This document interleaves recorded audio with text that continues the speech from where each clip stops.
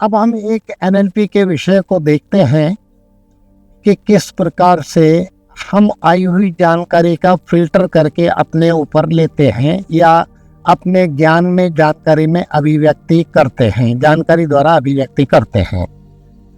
इस फिल्टर पद्धति के कारण ही एक ही स्थान पर जाने वाले व्यक्ति अलग अलग वर्णन इसलिए कर पाते हैं क्योंकि हर एक की फिल्टर पद्धति उसकी मान्यताओं के अनुरूप फिल्टर हो जाती है।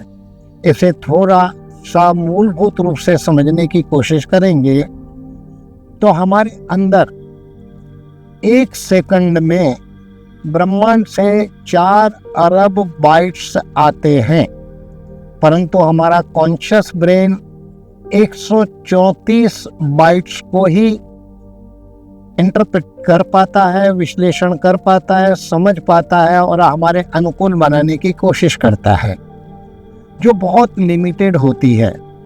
तो बाकी का जो ज्ञान आया वो कहाँ जाता है? वह हमारा अवचेतन में मन उसे ग्रहण कर लेता है और आवश्यकता पड़ने पर वह हमें प्रस्तुत कर देता है। इसलिए कई बार हम सोचते हैं कि जब आपातकालीन स्थिति आती है या आवश्यक समय आता है तब ये कौन हमारी मदद करके हमें सहायता प्रदान करता है। इसलिए बड़े बुजुर्ग कह गए हैं कि जब भी आप फंस जाओ, परेशान हो जाओ, समस्या आ जाए, तब शांति से बैठो। आपका मन, आपकी आत्मा, आपकी चेतना, आपकी शक्ति आपको गाइड करेगी। और सच में जब हम बैठते हैं शांति से तो ऐसा ही होता है। तो यानी जो भी ब्रह्मांड से हमारी अंदर बाइट्स आती हैं वो भले ही कॉन्शियस ब्रेन तक नहीं पहुंच पाती हैं, पर अनकॉन्शियस माइंड उसे संभाल कर, सहेज कर हमारे लिए रखता है और समय आने पर हमें दे देता है। ज़्यादा करके हमारा कॉन्शियस ब्रेन एक इंद्री के साथ ही जुड़ा रहता है। जैसे हम पढ़ने का कार्य करते हैं तो केवल पढ़ पाते हैं और उतनी ही जानकारी हम अपने ब्रेन तक पहुंचा देते हैं, जो पूर्ण नहीं हो पाती है क्योंकि आसपास के और वातावरण के अनुरूप यदि हम उसको कंप्लीट करें तो ही ठीक रहता है। परंतु क्योंकि कॉन्शियस ब्रेन की अपनी सीमा है, वह एक से अधिक इंद्रियों के साथ जुड़ा नहीं रह सकता है, इसलिए सबके साथ जुड़ नहीं पाता और दुर्पन के एहसास में रहता है। जैसे हम पढ़ने बैठते हैं तो केवल उसी जानकारी को अपने सबकॉन्शियस माइंड तक या कॉन्शियस माइंड तक पहुंचाते हैं। जनरल देखा जाए तो सामान्य व्यक्ति जब भी किसी जानकारी को लेता भी है, छान कर लेता है, फिल्टर करके लेता है। उस फिल्टर करने के 3 सिस्टम बताए गए हैं एनएलपी द्वारा, जो लागू पड़ते हैं हर स्थान, हर जगह, हर व्यक्ति के लिए। जब भी व्यक्ति कुछ देखता है तो अपनी मान्यताओं के अनुसार कुछ ग्रहण करता है, बाकी को छोड़ देता है, यानी डिलीशन, डिलीट कर देना। ये पहला नियम होता है फिल्टर करने का। दूसरा है डिस्टॉर्शन, यानी जो भी घटना है उसका अर्थ ही बदल देता है, अपने अनुकूल उसका अर्थ ले लेता है, उस अनुसार अंदर वो जानकारी पहुंचाता है।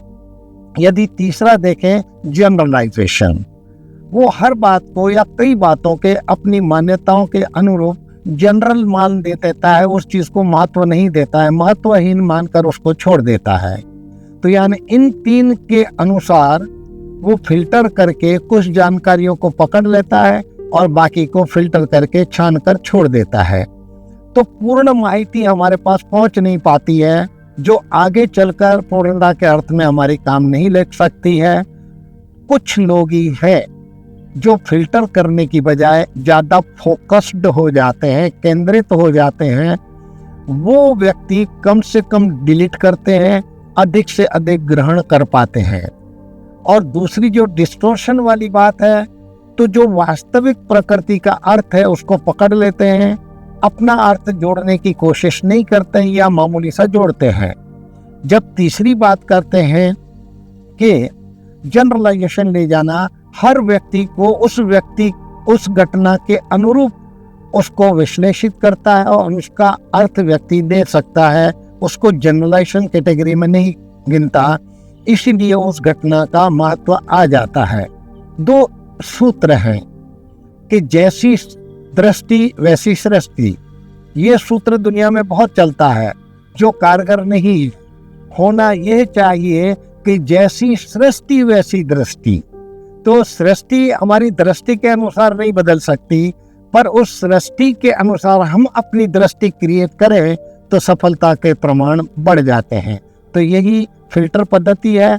इसको यदि सही तरीके से यूज करेंगे तो हम पावरफुल बनेंगे, सफल भी बनेंगे, स्वस्थ भी रहेंगे, वरना इसी तरह गोल गोल घूमते